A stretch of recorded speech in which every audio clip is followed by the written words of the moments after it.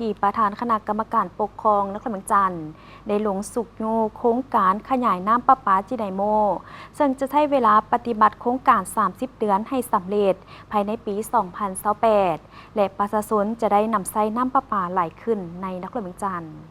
ท่านศรีลีลาศ ทงศิลป์ทองเพ็งประธานคณะกรรมการปกครองนครเมืองจันทร์พร้อมด้วยคณะลงเยี่ยมยามสุกนูโครงการก่อสร้างขยายโรงงานผลิตน้ำประปาจีไนโมและระบบสายโทรของนครเมืองจันทร์ในวันที่29 เมษายน 2026อยู่โรงงานน้ำประปาจีไนโม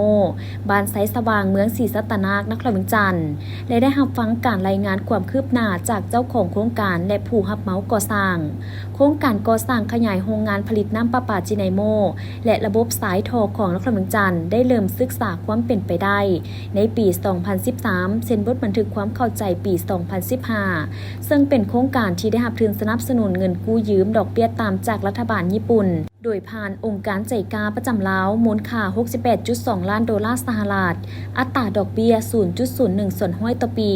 เวียกก่อสร้างปลอดหนี้ 10 ปีและยาไส้แทนคืน 20 ปีเพื่อนำไส้เข้าในโครงการก่อสร้างขยายโรงงานผลิตน้ำประปาจีไนโมและระบบสายโทรของนครเมืองจันทร์ด้วยกำลังการผลิต 40,000 เม็ดก้อนต่อวันเพิ่มกำลังการผลิตจาก 80,000 เม็ดก้อนต่อวันมาเป็น 120,000 เม็ดก้อนต่อวัน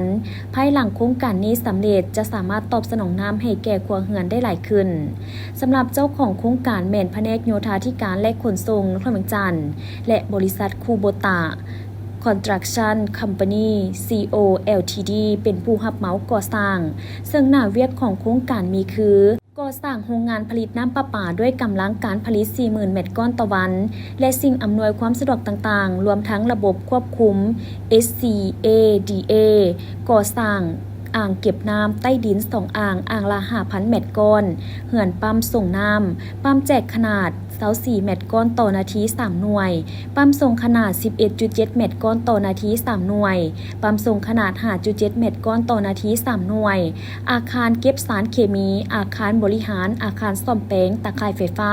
22 กิโลโวลต์ดึงจากสถานีไฟฟ้านาไหและโรงงานน้ำประปาจีไนโมป้อมยามและสถานีไฟฟ้าย่อยศูนย์แจกย้ายน้ำสารคามก่อสร้างอ่างเก็บน้ำใต้ดิน 7,100 เม็ดก้อนเฮือนส่งน้ำปั๊มแจกขนาด12.6 เม็ดก้อนต่อนาที 3 หน่วยสถานีดูดน้ำดิบก่อสร้างสถานีสูบน้ำดิบพร้อมสิ่งอำนวยความสะดวกต่างๆด้วยกำลังการผลิต 160,000 เม็ดก้อนต่อวันปั๊มสูบน้ำดิบขนาด 30.6 เม็ดก้อนต่อนาที 4 หน่วยระยะเวลาของการจัดตั้งปฏิบัติโครงการ 30 เดือนโครงการจะสำเร็จภายในปี 2028 จะได้นำใช้น้ำประปาตื่มอีกในนครเมืองจันทร์การก่อสร้างโครงการมาฮอดปัจจุบันมีความคืบหน้า 4.19 ส่วนห้อยซึ่งประกอบมีหน้าเวียกที่จะตั้งปฏิบัติเวียกก่อสร้างโรงงานเวียกก่อสร้างอาคารบริหารและเวียกก่อสร้างอ่างเก็บน้ำใต้ดินอยู่ศูนย์สารคามโดยรวมแล้วหน้าเวียกไปตามแผนการที่วางไว้